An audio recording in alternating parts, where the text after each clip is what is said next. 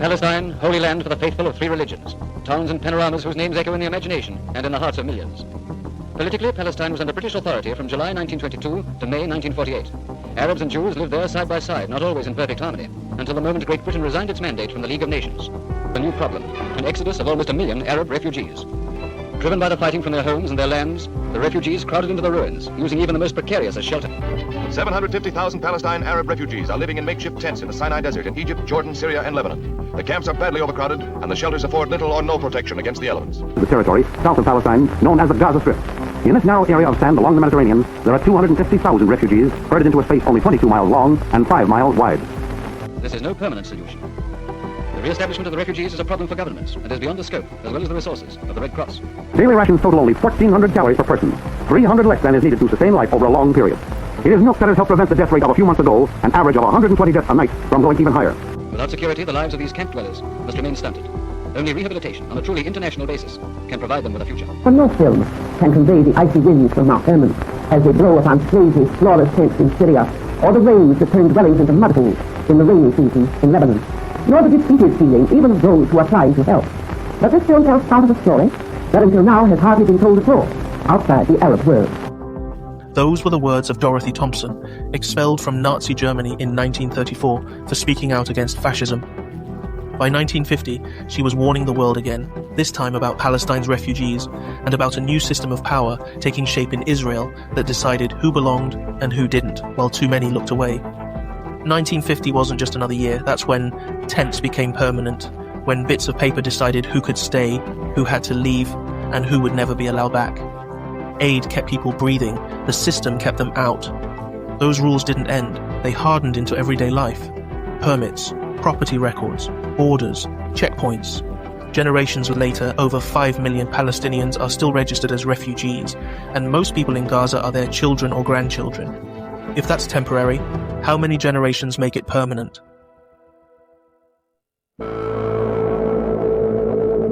We start 1950 under Armistice, not peace.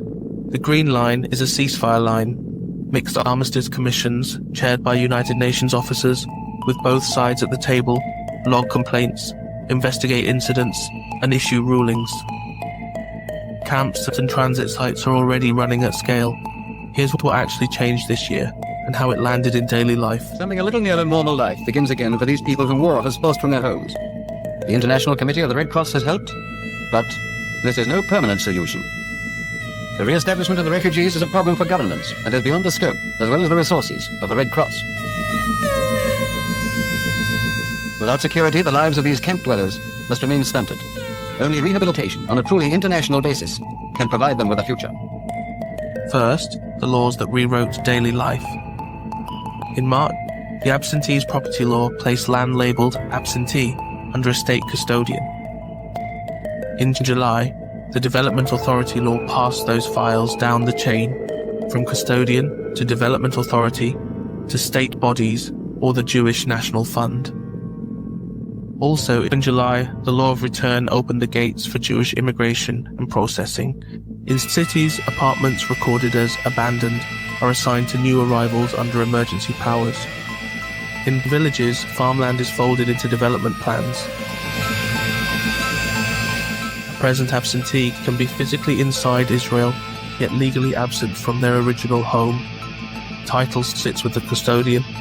Access to an orchard may depend on a day permit that fixes the route and the hours. Supporters in the Knesset call this consolidation. Critics warn it legalizes dispossession. On 1st May, the United Nations Relief and Works Agency, UNRWA, takes over relief. Rations, schools, clinics, and works programs until there is a political settlement. Seems like a futile gesture for a grown man to tend such an unrewarding garden plot. But anything that grows is one more morsel of food for the family. The children sense a depressing uncertainty as to their future. No one seems to have the answer to the eternal question, why do we have to stay here? Without a home, family life, toys, they have nothing to relieve their boredom except school. Education of these children is one of the most important aspects of the Arab refugee problem. The donation of just a blackboard meant a new class to be started, one to attend to the open air and desert temperatures permit. Two numbers show the scale. Around 750,000 on the rolls and an initial registration close to 957,000, later corrected as an overcount. By year's end, more than 60 schools are open. Host administrations coordinate with UNRWA. Egypt runs Gaza, Jordan runs the West Bank. In several towns, Waqf endowments provide classrooms or clinic plots. Curfews and permits shape Friday prayers, food distributions, and clinic hours. Registration is an administrative tool. It decides who gets rations and a seat in class that month. It doesn't capture every case. Zionism is a modern political state-building project, described by its own leaders in the language of settlement, transfer, and sovereignty. Judaism is a diverse spiritual tradition, Orthodox and Reform, Sephardi and Mizrahi, Cochin and Bene Israel, and black Jewish communities including Ethiopian, Beta Israel. Within Jewish life, there have always been dissenting voices, some religious, some political, some modern human rights groups. So throughout I'll use clear terms: Jewish people, Jewish communities, the Jewish faith. And if a historical source uses language that doesn't sit right today, I'll flag it as period wording and translate it into plain words. Across the line, administration hardens. Jordan formalizes West Bank administration in April 1950. Recognition varies by capital. Courts and municipalities run under Jordanian orders. Egypt administers Gaza without annexation. Border policing tightens, and work permit regimes expand. Jerusalem stays divided. West under Israeli control, East under Jordanian administration. The Mandelbaum Gate is the main civilian crossing. A pass decides whether you can reach work, school, a hospital, or a court date. Daily life runs on overlapping rules. Resolution 194 stays the civilian reference point. Return for those willing to live at peace. Compensation for those not returning and for loss or damage. Under military government, Palestinian citizens need permits for work, schooling, clinics, and religious services. Sharia courts keep family status jurisdiction for Muslims. Christian communities, Latin, Orthodox, Armenian, and others, maintain parishes and schools. Druze and Bedouin families adjust to new checkpoints and seasonal routes. In some neighborhoods, Ahmadiyya and Sufi circles follow the same permit windows as everyone else. In a camp, a mother queues at dawn for oil and flour.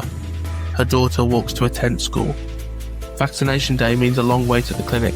Coupon lines stretch into the afternoon, and a missed ration window means borrowing flour till morning.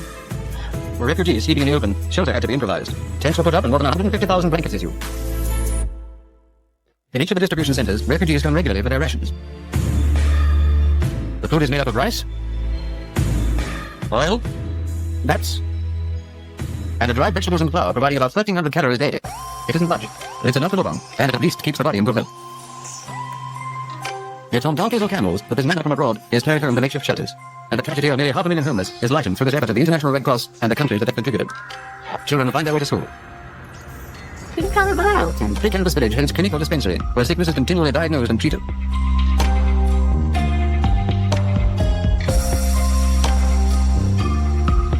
Something a little nearer normal life begins again for these people who war has forced from their homes.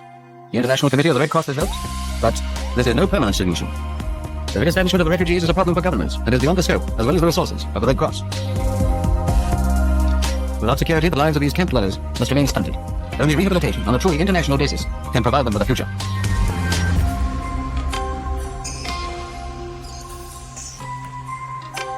Outside players shape outcomes through statements, votes, budgets, and deliveries.